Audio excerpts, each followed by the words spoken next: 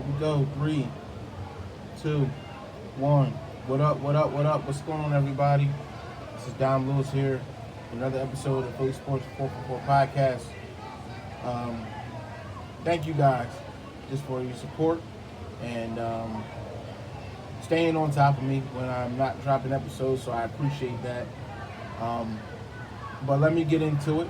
I'll try to make this quick because I got a few points I want to hit. This is episode 61 of the podcast, episode 61. In the last week, a lot has gone on. A lot has been going on, I should say, with sports in general, but particularly with the Eagles and with the Philadelphia 76ers. And I want to talk about both of those teams, and even with the Flyers. I'll sprinkle some Flyers in here as well. So, first things first, after I think it was 23-day search, the Eagles have finally hired a new head coach. They hired Nick Sirianni, who was the offensive coordinator of the Indianapolis Colts, and I believe the hire was met with a lot of fanfare, or just a lot of questions, I guess you could say, because some people say, hey, we'll see what happens. Some people say, who the heck is this guy? And I think both of those are, warranted. I haven't seen anyone that's over the hill happy about the hire, particularly because the Eagles interviewed Deuce Staley again and they passed up on him. And I'll get into that in a second, but just talk about a little bit about Sirianni. One, who really knows him besides, he's been an assistant in the league since 2009. He was an assistant with, I think, San Diego, assistant with the Chiefs, and then the OC with the Colts. And you look at the hire on the surface and you wonder, what does he have that these other candidates didn't have? What made him the candidate that the Eagles wanted to choose? And people automatically point to the Frank Reich comparison, or the Frank Reich, I guess you could say, endorsement. People believe that the Eagles really only hired this guy because Frank Reich was so good with Carson Wentz, and he was the OC when Carson Wentz played at his highest level in the NFL, that the Eagles wanted to do something to get Carson Wentz back to that kind of status. And they had to since they couldn't get Frank Reich, they hired this guy. And I can see how people think that. I really do. I don't believe that's the case, to be honest with you. I just really believe that I think the Eagles, they try to outsmart themselves at times. And I believe that they wanted to hire this guy similarly to what they did with Andy Reid, where he was an unknown name. Not saying an unknown coach, because coaches know coaches, but an unknown name in the league. And hey, let's just hire this guy. Listen, this guy is going on. He's paid his dues a little bit. Let's see what happens with this guy. I personally believe that the Eagles, like I said, they're trying to outsmart themselves. I don't know if this guy is the guy. I really don't know. I don't know if Sirianni is going to bring his team back to a prominent level. I can't see it happening right now. All I see is like a middle of the road kind of rebuilding team. And I don't know. We'll see what happens. That's all I can say. The biggest thing, though, and it's not just the Eagles, but the Eagles have kind of got hit with a lot of they got hit kind of hard as far as PR is concerned, because Eagles once again passed up on Deuce Staley, and they also interviewed other black coaches. And then you look at this now, Eagles were one of the only two teams left that didn't hire a coach, and they didn't hire a black coach.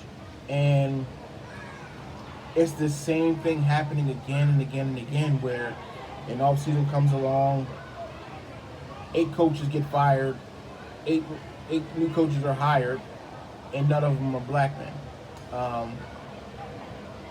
And I'm just looking at the list here. Eagles interviewed Deuce Staley, Todd Bowles, Robert Saleh, who I don't think is a black man, but he is a Muslim man. And They wanted to interview Bieniemy, but Bieniemy did not take the interview. So,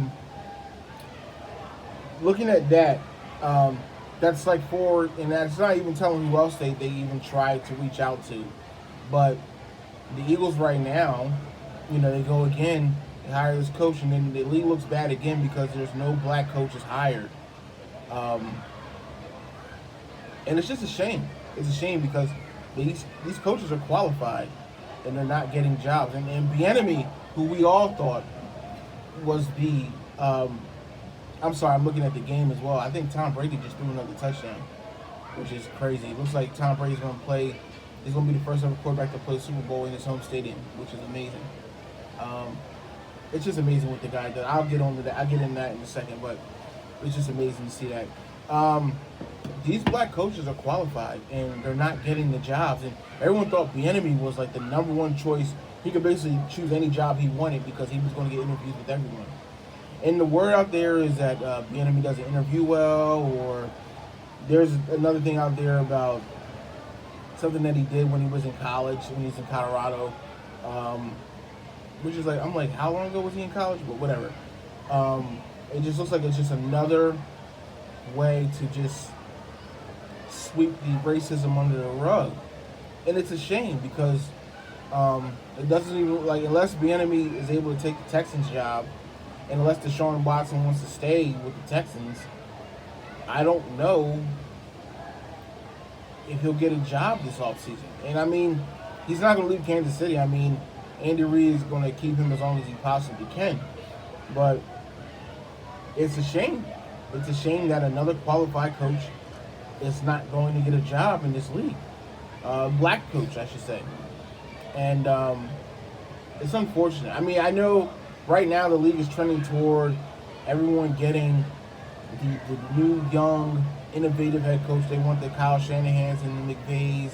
And I think the Eagles are trying to do that where they went with Sirianni, who's a 39-year-old coach.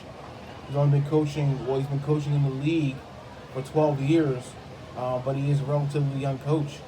And they found him to be an innovative mind, and they wanted to go with, that new, young, hot, flashy thing. I think Doug Peterson is a victim of two things. I think he's a victim of, one, being a little too old, because coaches in the league they're not trending toward that kind of coach anymore. Because Doug Peterson is not a bad coach. I mean, I think that he got some things he needs to fix, but he's not a bad coach. But just looking at the league, they're not trending toward having that kind of coach anymore. I think that the things that went against him is, one, him being old, and two, him having a predictable offense right now. And it could have been for different reasons. I mean, I think that he tried to, be innovative last year for, however he could be, but it didn't work out. I know that he had some type of play designs last year that were very innovative, but for some reason those things did not work. And maybe that just comes with being a bad team. So it just sucks. It just sucks about these black coaches. I mean, once again, like I said, qualified men to lead teams. They're leaders of men, and they're getting passed up. They're getting passed up. And I don't know, like, this Rooney Rule is just a bunch of BS. Because they interview a client, they may interview a candidate who is really have no chance of getting a job, but they, just to fulfill the Rooney Rule requirement, they do that. Like, I think the Eagles have done that with Deuce Staley a few times. I think this year he was a serious candidate for the first time. But over the years, they have, very much so just threw his name out there because he's been with the organization for so long. But you know what? It's just time for Deuce to go. I feel like, Deuce has paid his dues with the Eagles long enough. They passed him up on this job more than once. I think they passed him up on the job twice. And it's time for him to go. It's time for him to go. And I know today I saw a report that he has to be released from his contract. I saw a report on Friday where he said he wanted to be. He has some interest with the Bears. Him and the Bears have mutual interest. So we'll see what comes of that. And I think he deserves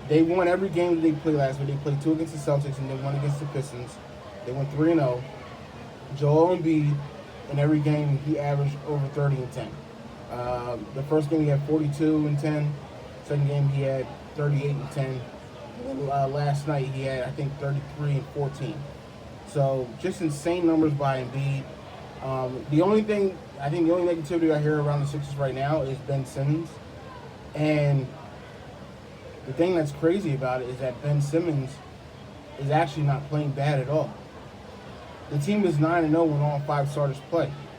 And people, I get it, they just want to complain about Ben Simmons not shooting, and they don't look at what he does elsewhere on the court. And maybe they do, but they just want him to score more. But you know what?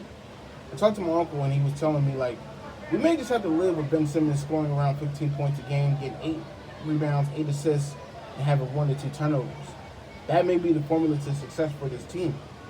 And it's a shame because people don't see it that way. They want him to, they look at Ben Simmons, James Harden, having that trade on the table and the trade not being done as, oh, Sixers are definitely going to lose now because the Nets are going to just blow the Sixers out of the water.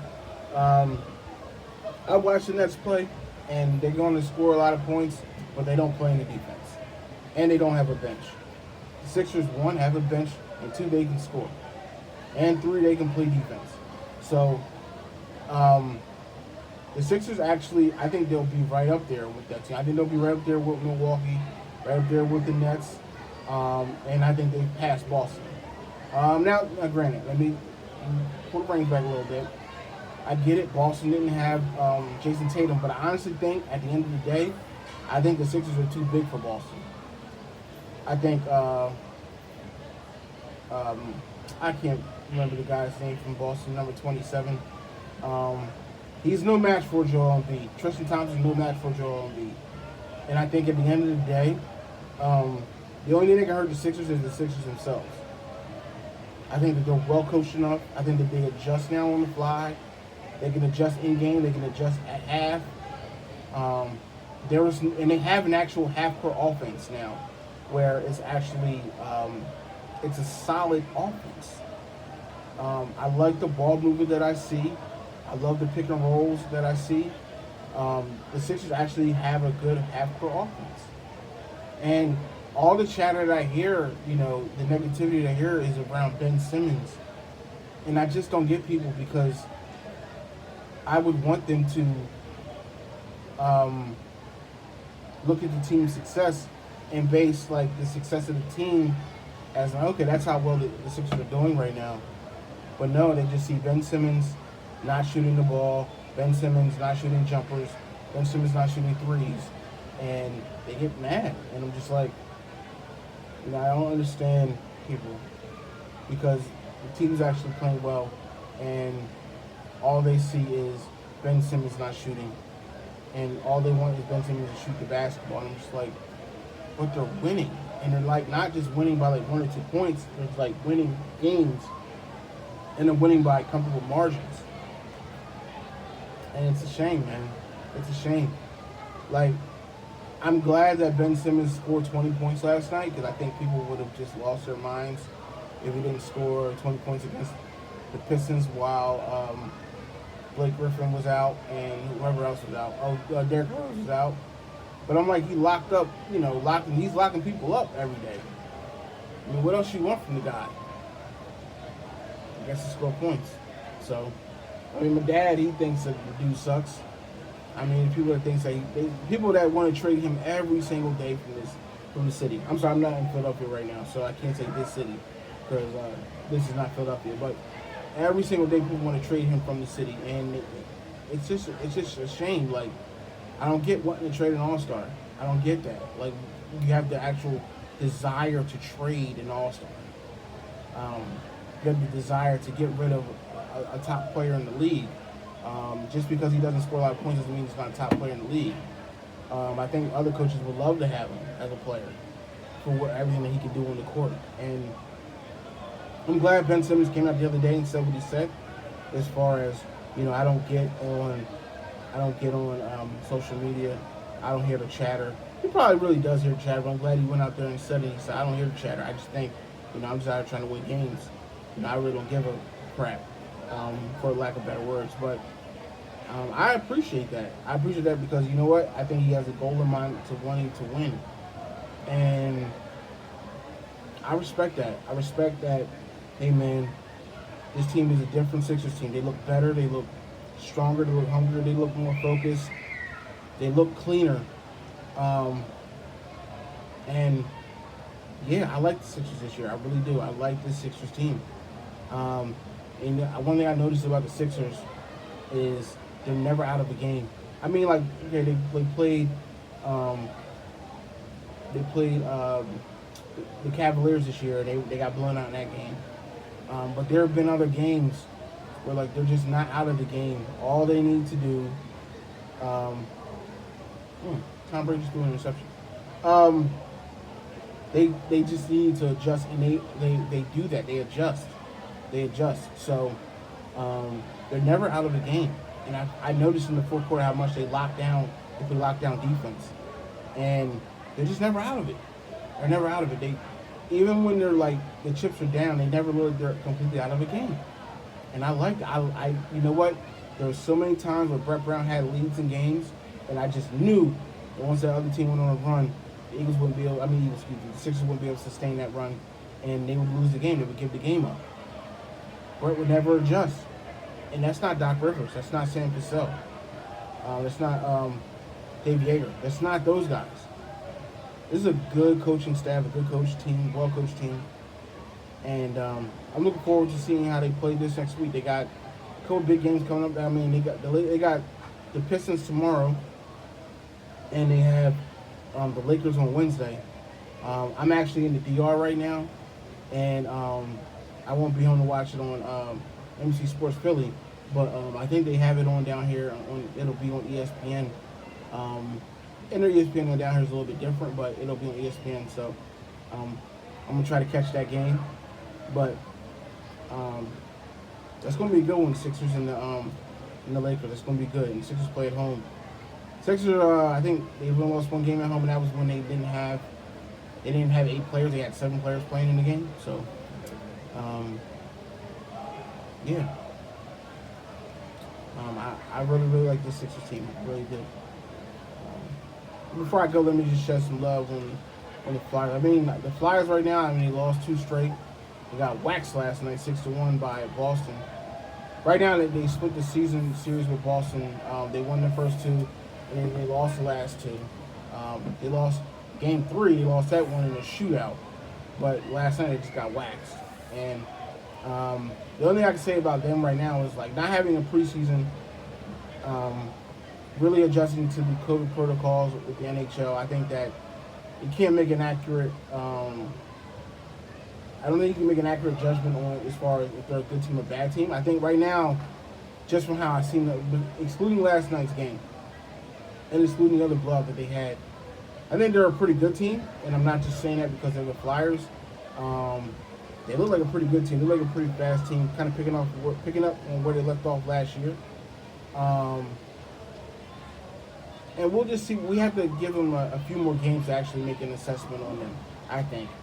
I don't even think they played 10 games yet. So they need probably another 3 or 4 weeks to actually get an accurate assessment on what kind of team this Flyers team is. But I will definitely say, as far as trending, Eagles are trending downward.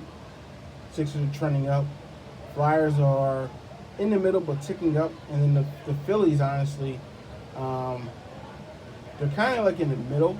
Like, people are kind of excited for the season because it's the second season with Joe Girardi.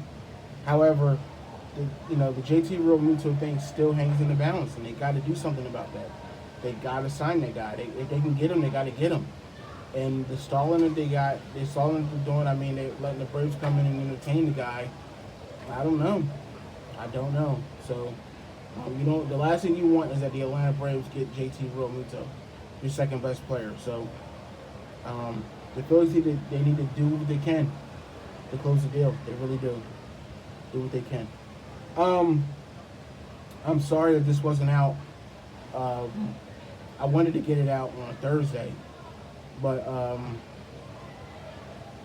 just wasn't able to. So audio got messed up, and yeah, it just didn't work out. So I'm actually recording now. It's a Sunday afternoon. I'm on vacation for the week, but I was like, hey, I got a little bit of time. I can record this, and I got to get this out. So I just wanted to, say my thoughts about Sirianni, say my thoughts about the Sixers. I will try to be back on Tuesday night. If not Tuesday, definitely on Wednesday, to get my next episode out, episode 62 of the podcast. For all you that don't know, the podcast is available on YouTube, as well as Spotify, and as well as Apple and Google. You can subscribe to the podcast on all those levels, and follow the podcast on all your social media. I'm actually on Twitter. That's where I'm most heavily at. But I'm on Facebook. I'm on Instagram. I'm actually on TikTok as well. So follow the podcast, subscribe to the podcast, and last but not least, share the podcast. All right. I appreciate y'all for listening. Thank you so much, and until next time, y'all. Peace.